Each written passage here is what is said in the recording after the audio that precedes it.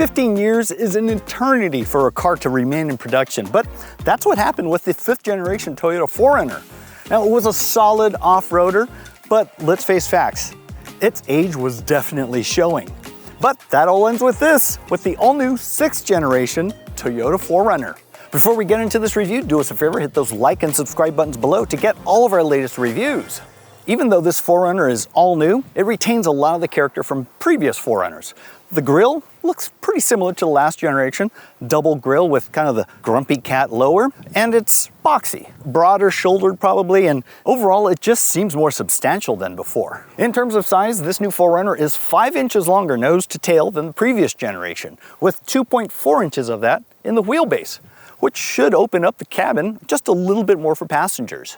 Another thing I really like about this 4Runner are these really deep grooves and channels in the bodywork. It gives it a nice, strong, industrial look that seems perfect for the new 4Runner. And here in the back, we have this wonderful oblique window that is kind of a callback to that first generation 4Runner. Another callback to the early 4Runners is the roll-down rear window, which is a huge help when you just want to get something off the top in your cargo area. Now, one thing that doesn't return from the first generation, unfortunately, is a removable roof. But in my experience, it was too much of a pain to take it off anyway. The big star of the new 4Runner generation is this engine, the iForce Max Hybrid. It uses a 2.4-liter 4-cylinder paired with a hybrid system with a 1.87 kilowatt-hour battery pack. Combined, they make 326 horsepower and 465 pound-feet of torque. Initial estimates for fuel economy come in right around 23 mpg for combined city and highway driving, which is a huge improvement over the past generation. This hybrid is available on the higher trim 4Runners, starting with a TRD off-road and going up.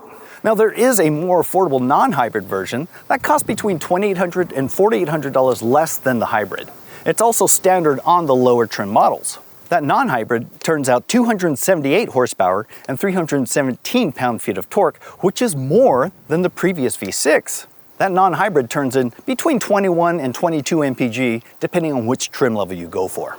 Now, when you go for 4-wheel drive, you also get a 2-speed transfer case. And the front suspension, we have a dual wishbone independent setup, while in the back, it's a multi-link. That means it'll do some pretty serious trails, but as far as the really serious rock crawling, maybe not the best choice. The approach angle on the 4Runner ranges between 18 degrees and 33 degrees, depending on which one you go for. The TRD Pro and the Trail Hunter are the most aggressive, for sure.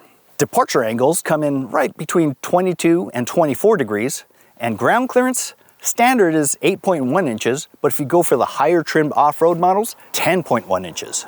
Another returning feature is you can get this as a 3-row, but only with the non-hybrid because the batteries tend to take up more space and you can't tuck those seats underneath. Finally, when it comes to towing, the 4Runner gains 1,000 pounds in capacity, so now it can pull 6,000 pounds.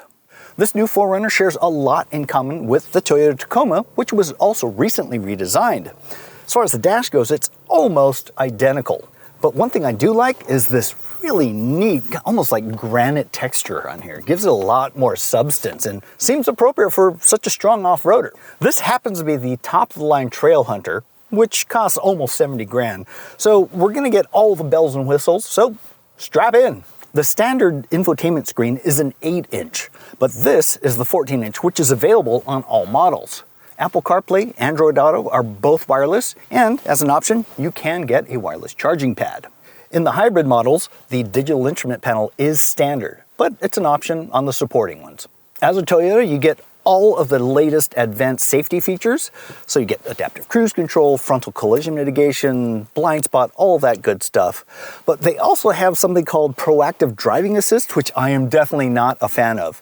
It takes the map information as well as the cameras and automatically slows you down going into turns. It's really off-putting. It almost feels like it's taking control out of the driver. So at least you can disable it on all Toyotas.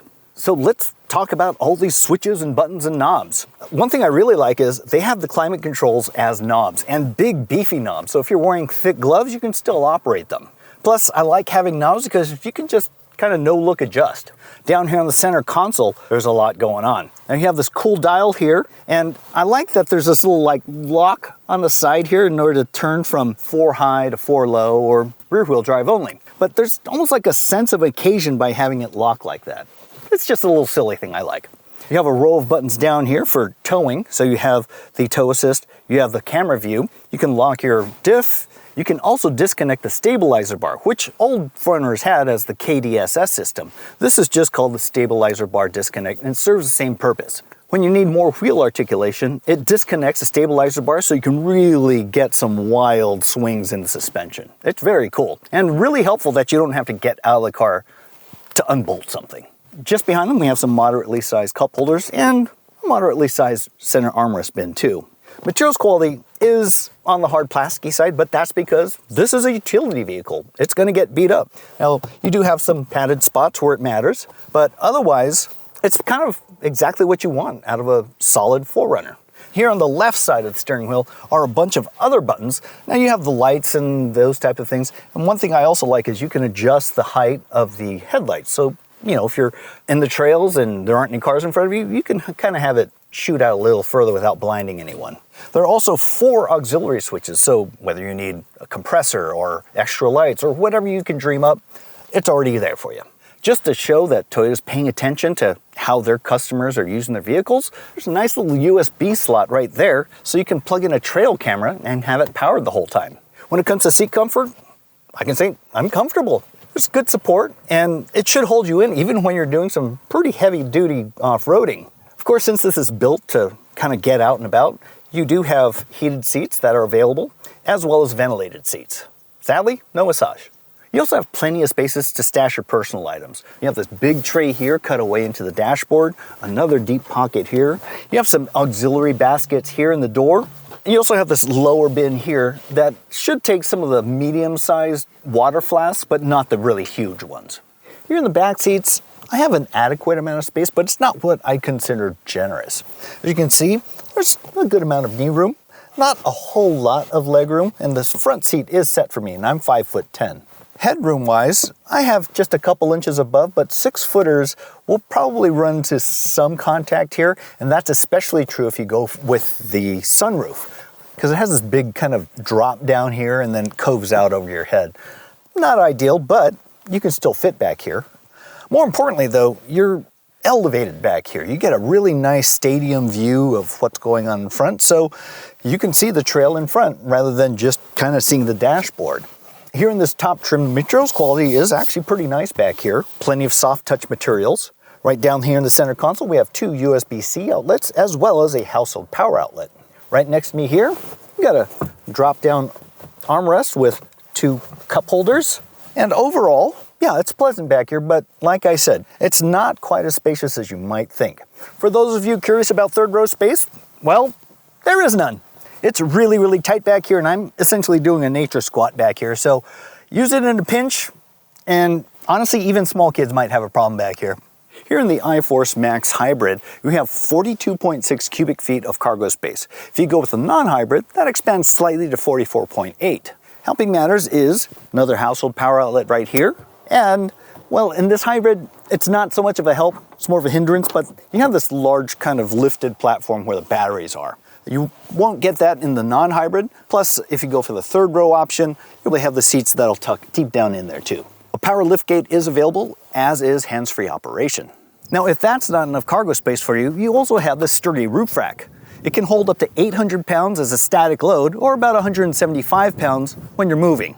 That means you can easily get your overlanding rig up here so you can camp out, wake up the next morning and hit the trails. Now, I know that the 4Runner is designed for off-roading, but even more important is how does it behave on-road? Because you've got to take a highway to get out of the city, right? So I can report that it's really much better than before. But that's also a pretty low bar. After 15 years, they've had a lot of time to engineer and develop. So this feels a little more like a typical SUV than it did before. It's not quite as bouncy, it's definitely quieter. But for me, it has a really good on-center feel. What that means is when you're driving down the highway, it wants to go straight. You don't have to keep making adjustments to keep it in its lane. So when you have something like a Jeep Wrangler, that tends to just wander all over the place. This is nice and stress-free, very little effort. As far as power goes, this hybrid definitely has some juice. When you combine that with the 8-speed transmission, you're going to get better acceleration and better fuel economy. When it comes to braking, the pedal's a little soft, but that's appropriate for off-roading. It's a little squishy when you're on road like this, but not too much. It's a good compromise. Handling is much, much better. Way more composed, not a lot of residual bounces once you hit something, and it just kind of sticks the curve rather than heeling over like a yacht like the last generation did. Now, one thing to keep in mind with this hybrid, it's not so much the typical hybrid where you're going to get huge savings at the pump. Think of it more as an engine upgrade to get like a V6 from a 4-cylinder. So you're not going to get huge savings. You might get 1 or 2 mpg here or there, but the power is really why you want the hybrid. Visibility-wise, well, this is basically a big box and it's pretty good. The windshield is more upright. These roof pillars are set further forward so they don't get in the way at all. The view out the back is a little obscured, but no more than you'd expect from any mid-size SUV nowadays. The hood, however, is really big and bulky, but thankfully they put enough trail cameras in here to take all the guesswork out. As an added bonus, if you get a higher trim level, you get the digital rearview mirror so you can load cargo all the way to the roof and still see what's out the back. But we're here to go off-roading, so let's hit some trails. Okay, so here we go with our first kind of light off-road course. And honestly, I don't think we're going to struggle at all. I'd be surprised if we even have to go into 4 low. So I'm going to try and make this with kind of default startup position and see how it does. So far, it's a rough road, but the ride is nice and cushy. Visibility is pretty good, but more importantly is regarding visibility is you have a ton of different camera views here that will just kind of take all the guesswork out. All right, so we've got a nice climb here. Let's see if we can do it in 4 high. Oh, look at that, piece of cake. Okay, next one is a steeper climb. Here we go, still in 4 high. And I'm just watching the monitor here and yeah, I know exactly what's on the other side. It's great. Now, the one thing I am a little disappointed with is the lack of the typical Toyota hybrid EV button. Because when you can go EV, essentially silent, roll down the windows, and you just hear the crunching of the terrain underneath you, it's almost like hiking, but without, having to exert yourself. Yeah, another good thing about this camera system is there's an auto button here. So when you come to a slow stop, it automatically turns on the cameras, so you don't have to keep switching back and forth. It does it all for you. Oh, a nice little rally course here. Oh, that's pretty good. Very controllable, no surprises, just kind of scoots its butt around. Now, of course, almost any off-road capable vehicle can do this. You can do it in a Bronco, you can do it in a Wrangler, but this feels a little more comfortable and civilized than either of those. It's definitely a lot quieter. Yeah, and I'm not feeling a lot of kickback through the steering wheel either, which is good. Yeah! Okay, so to answer the question, is it fun? Yes, it is fun. The 4Runner is already on sale, but not quite yet for the hybrid versions. Those go on sale near the end of February. But there are 9 trim levels when they all come out, and they range between $42,000 for the base SR5 all the way up to almost $70,000 for the Trail Hunter. Now, these top models, the Trail Hunter includes standard features like Old Man Emu shocks, this snorkel that's kind of low profile, 33-inch Toyo tires with these cool 18-inch bronze wheels. You also get these really cool Rigid Industries color selectable LED fog lights. But that begs the question for me. They also have the Land Cruiser, so what's the difference between those two? Well, the Land Cruiser does not offer a third row. It's a little lighter on the off-road abilities, plus it costs almost $60,000 to start. The question I wanted to answer at the top was it worth the wait? And I can answer that with yes, absolutely, positively. This is a great iteration of the next 4Runner. It's way more comfortable, but it hasn't lost any of its off-road abilities. As far as the competition goes, you have the Jeep Wrangler, the Ford Bronco, and on the higher end, you have the Land Rover Defender. All of these are impressive off-roaders, and they'll get you pretty much anywhere you want to go. But when it comes to a little more refinement, a little more comfort, it's down to the 4Runner and the Defender. Personally, money-wise, it makes a lot more sense to go with the 4Runner, and that is my choice. The question is, which trim level do you go for? Let us know what you'd go for in the comments below. As always, thanks for watching, and don't forget to hit those like and subscribe buttons below, and we'll see you in the next review.